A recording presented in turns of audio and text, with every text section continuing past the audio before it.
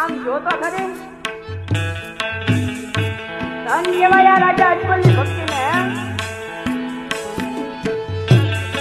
એને ખાલી મારા દર્શન કરવા આ ભરેલા સમુદ્રની મારી પર છલાંગ મારી ગયા છે.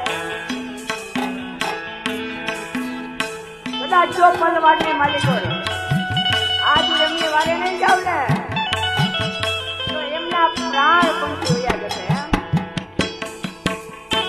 એમના મોટો નિમિત્ત પોતે બની ને ભક્તોને મારવાના ના હોય, ભક્તને સંત માટે તારવાના તો લાય મહાદેવના શ્રાપથી હે મારા શરીરની માલિકો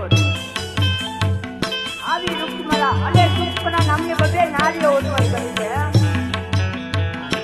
બંને નારીઓને આડુ બહાર કાઢું તોરે સરકાર સજાવું અને આજ બંનેને ચોર કરવાની સુંદરી બનાવું.